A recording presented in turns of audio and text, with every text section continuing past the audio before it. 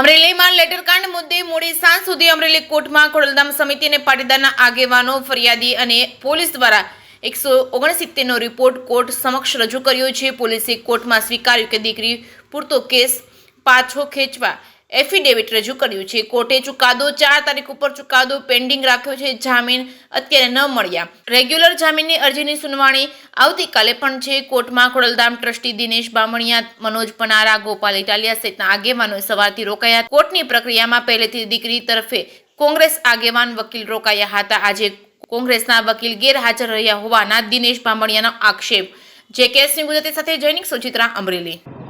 આજે કોર્ટમાં પોલીસે BNSSની કલમ 189 પ્રમાણે એક ક્લોઝર રિપોર્ટ રજૂ કર્યો, જેને કાયદાની ભાષામાં એમ કહી શકાય કે આરોપી વિરુદ્ધ પૂરતા પુરાવા ન હોવાના કારણે આરોપીને કોર્ટ કસ્ટડીમાંથી છોડી મૂકવા બાબતનો પોલીસનો અહેવાલ। એટલે પોલીસે આજે લેખિતમાં કોર્ટને જાણ કરી કે આ પાયલબેન ગોટી જે છે એમની આ ગુના સંદર્ભે કોઈ ભૂમિકા નથી। એમની જે કાંઈ પણ FIRમાં કે ધરપકડ કરવામાં આવી છે એ બાબતની સ્પષ્ટતા પોલીસે કરી અને પોલીસે ક્લોઝર રિપોર્ટ આપ્યો, જેના ઉપર આજે સુનાવણી થવાની હતી કોર્ટમાં।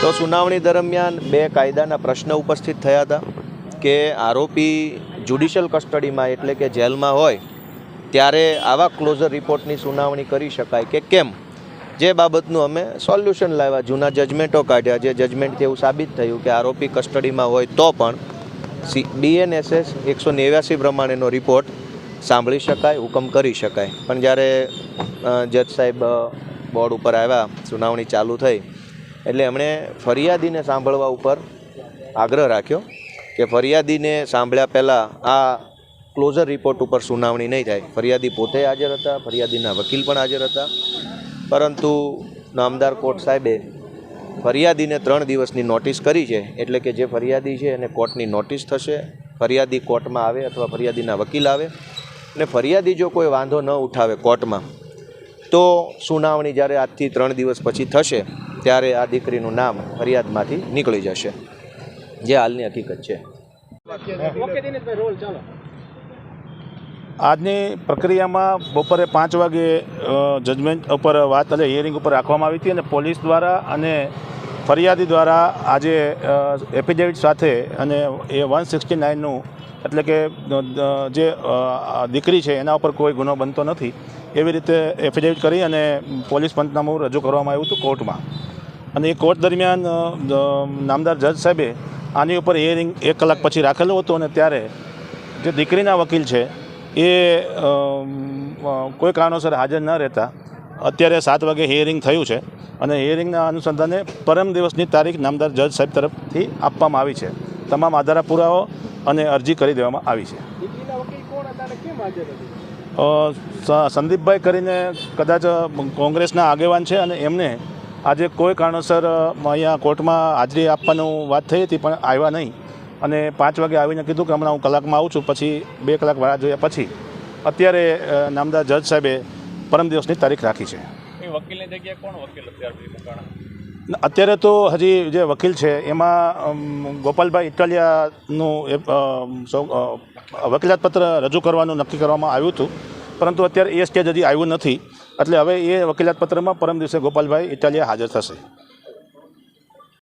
ખોડલધામના ટ્રસ્ટીઓ અને સમાજના આગેવાનો દ્વારા આજનો જે વિષય છે અહીંયા અમરેલી ખાતે એ વિષયની અંદર ફરિયાદીને બોલાવી અને ફરિયાદીને સમજાવીને એમને આ ફરિયાદ દીકરી પૂરતી પાછી લેવાની વાત સમાજના આગેવાનોએ કરીને તૈયાર થઈ ગયા અને ત્યાર પછી અમે SP સાહેબને મળ્યા અને જે અધિકારીએ આ ફરિયાદ લીધી હતી એને દેશી ભાષામાં એમ કે થૂકેલું ચાટવાની તૈયારી બતાવી અને કોર્ટમાં એમને સ્વીકાર્યું આજના રિપોર્ટ મૂકીને કે આ દીકરીનો ગુનો બનતો નથી, આ દીકરી ઉપર કોઈ કલમ લાગતી નથી, અમે આ દીકરી પૂરતો કેસ વિડ્રો કરીએ છીએ। અને ફરિયાદીએ અને પોલીસે આ પ્રકારનું નિવેદન 169 જેને કહેવાય કાયદાની ભાષામાં, મારો વિષય નથી કાયદાનો, પણ જે રીતે ગોપાલભાઈએ કીધું એ રીતે 169માં આ પ્રકારનું જજ સાહેબ પાસે જ્યારે એફિડેવિટ મૂક્યું ત્યારે હું મારી ભાષામાં કહું તો જે પોલીસ બહાદુર બનીને આ દીકરીને રાતે 12 વાગે પકડતી હતી, જે પોલીસ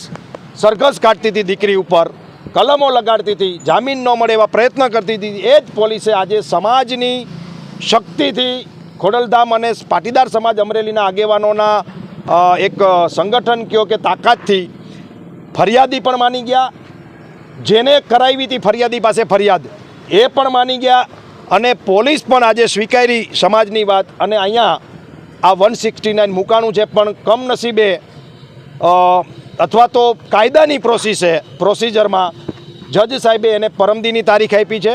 પરમ દિવસે શું થાય છે આપણે બધા જોશું. કાલે રેગ્યુલર જામીન પણ આ દીકરીના છે. બની શકે કાલે રેગ્યુલર જામીનમાં આ દીકરી છૂટી જાય.